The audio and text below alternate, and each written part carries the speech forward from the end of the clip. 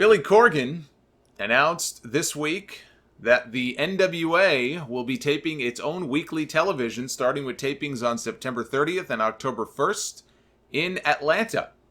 He did not announce a venue, nor did he announce how or where it will air. I would think doing something like streaming on YouTube might reach the widest possible audience, unless he's got some kind of great TV deal under wraps that we don't know about. I just look at a company like Impact. The reason I mentioned YouTube and streaming and all that. And Impact does this also on Twitch, but they do it out of necessity because nobody is watching their show on the Pursuit channel. It's almost embarrassing that they have a show on that channel at all.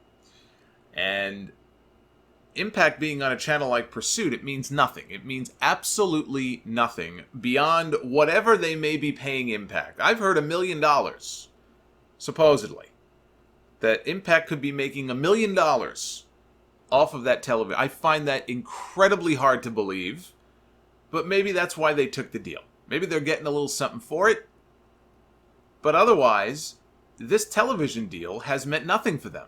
They're not growing their audience. Streaming, in this case, here for the NWA, would give them the widest possible audience, initially at least, to really establish their brand. You know, because it's been a long process where they've tried to, I don't know if rehabilitate is the right word. I guess maybe it is. Rehabilitate the image of the NWA as this respectable wrestling body and bring it as far back as you could possibly bring it to the sort of notoriety that it once held. Because you're never really going to be able to get back there completely. But I think they've done a very admirable job of making people care more about the NWA initials and treat it with respect that you would hope they treat it with. But you gotta walk before you run. And I think streaming and reaching as many people as possible probably is what would make the most sense. But this is what Corgan said in his video statement. He said, "It's one thing to say that you're rebooting the NWA. It's another thing to run matches on somebody else's stage. We're very grateful to those people that shared that stage with us, most recently Ring of Honor, which was an incredible opportunity. But now it's time to step forward and to bring the NWA back into the spotlight and run on its own oxygen." And he talked a lot about old school studio wrestling from the 70s and the 80s that he grew up on and he used to watch as a kid. He said, "It had a real feeling of chaos and anarchy, and I think that really sold me as a fan. There was an element of danger, and there was an element of anything can happen, and I really want to bring that back to professional wrestling. I think the NWA is the perfect vehicle to do that." And he says that they will be unscripted, uncensored, and in your face in a way that no wrestling promotion has been in a very long time. I will say this. Whenever I see any of their video content, 10 Pounds of Gold series, all of that stuff, and I know Dave Lagana produces and puts a lot of time into that stuff. It looks fantastic, and they do a great job with that. It just gives you great insight into who the champion is, whether it's Tim Storm or Nick Aldis.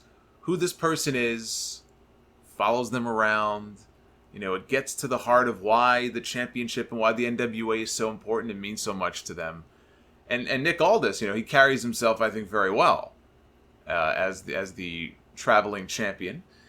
The challenge for them, as I see it, and I am but one person, but the challenge for them is that there is a lot of noise right now between WWE, NXT, AEW, you know, coming to TV soon, New Japan at any given moment. Right now it's the G1, then it'll quiet down a little bit, and before you know it, it'll be time for Wrestle Kingdom.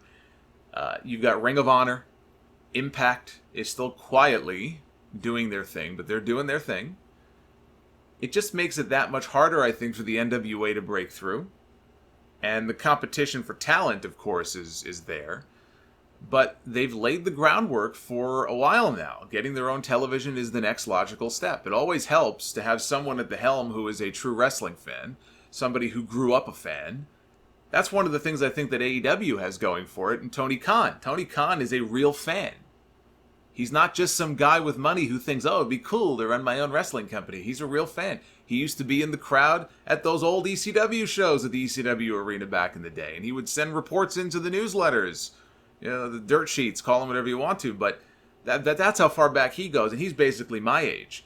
So you've got in Billy Corgan somebody who obviously remembers those old studio shows, who has this loyalty to the NWA name, and he has done as good a job as anyone in really trying to make those initials mean something again. And I said before, it can never mean what it meant 30 years ago, 40 years ago. It was a different time. It was a different entity. It was a body. It was a wrestling body. It was just a different business back then. It can never be what it was way back then, but it can still stand for something. So now we wait and see what their television looks like and where people can find it.